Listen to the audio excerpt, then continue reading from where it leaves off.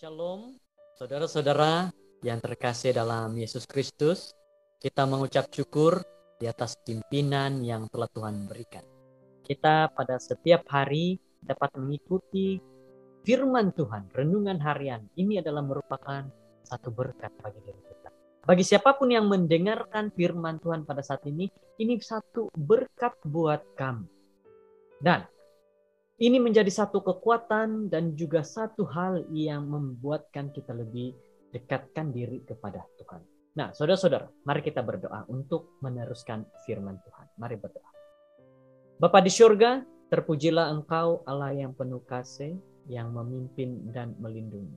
Saat ini kami datang ke hadirat-Mu. Berkati kami dan lindungi.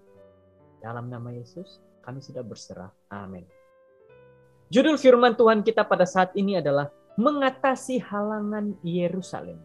Ayat renungan di dalam Kisah Para Rasul 15 ayat 7 hingga 8. Sesudah beberapa waktu lamanya berlangsung pertukaran pikiran mengenai soal itu.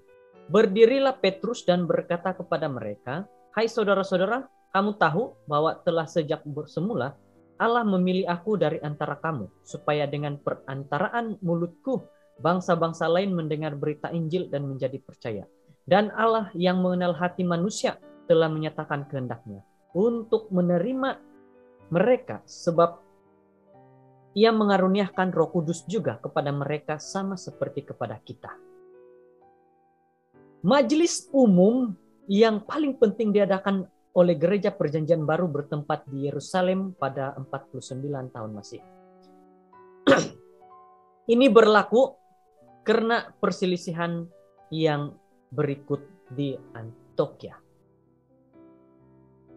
Beberapa orang datang dari Yudea ke Antioquia dan mengajarkan kepada saudara-saudara di situ, jika kamu tidak disunat menurut adat istiadat yang diwariskan oleh Musa, kamu tidak dapat diselamatkan.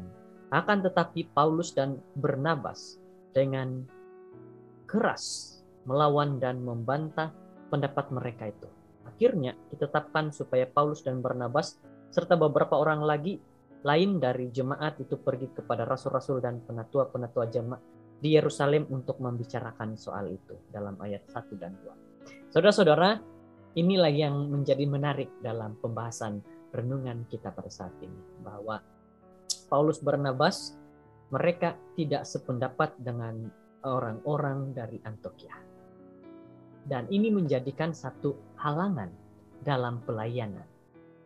Di sini semua pemimpin Injil berkumpul untuk memutuskan persoalan yang sangat besar. Sama ada seorang yang bukan bangsa Yahudi harus disunat dan menjadi seorang Yahudi untuk diselamatkan. Gereja Yerusalem cenderung untuk menyokong pemeliharaan upacara bersunat bagi semua anggota. Tetapi orang-orang luar seperti Paulus dan Barnabas berhujah bahwa kedua-dua orang Yahudi dan bukan Yahudi diselamatkan hanya oleh iman saja. Saudara-saudara yang terkasih, kita harus memahami, mempelajari akan firman Tuhan pada saat ini dengan baik. Dikatakan dalam pembahasan firman Tuhan renungan kita, bahwa Paulus dan juga Barnabas mengatakan semua orang boleh diselamatkan. Semua orang menerima keselamatan itu. Bukan hanya mereka yang disunat. Tetapi orang-orang daripada Antioquia ini berkata bahwa harus disunat baru dapat keselamatan, baru diselamatkan. Paulus menentang hal itu karena yang dia ketahui, dia pelajari bahwa keselamatan untuk semua orang, semua layak menerima. Tidak kira sama seperti kita juga pada saat ini, kita layak menerima firman Tuhan, keselamatan itu dimanapun kita, siapapun kita, bangsa apapun kita, orang apapun kita layak menerima. Pada titik kritikal perbincangan, Petrus bangun dan sekali lagi mengimbas kembali pengalaman dengan Cornelius. Kesaksiannya bersama dengan hujah-hujah dikemukakan oleh Yakobus, pemimpin majelis, telah mempengaruhi majelis untuk menggunakan polisi pintu yang lebih terbuka terhadap orang-orang bukan Yahudi, dan gereja terus berkembang lebih dari sebelumnya. Jadi saudara-saudara yang terkasih dalam Tuhan Yesus, jelas di sini bahwa Tuhan melalui Roh mahu mencipta lebih daripada gereja Yahudi. Tuhan menggunakan Roh Kudus-Nya untuk merobohkan halangan-halangan dalam dalaman yang wujud dalam gereja dan halangan-halangan luaran yang wujud dalam orang-orang bukan Yahudi. Ini berarti tidak kira siapapun kita, apapun bangsa kita, kita semuanya layak menerima keselamatan. Saudara-saudara yang terkasih, Tuhan mempunyai tujuan. Tuhan mempunyai tujuan kepada supaya semua orang akan disatukan bersama melalui iman kepada Yesus Kristus, karena oleh Dia kita kedua pihak dalam satu roh boleh jalan masuk kepada Bapa. Efesus 2 ayat 11. Ini yang Tuhan inginkan dalam pelayanan kita. Semua orang selamat. Semua orang layak menerima keselamatan daripada Yesus. Keselamatan yang kekal itu. Semua orang layak, tidak kira siapapun itu.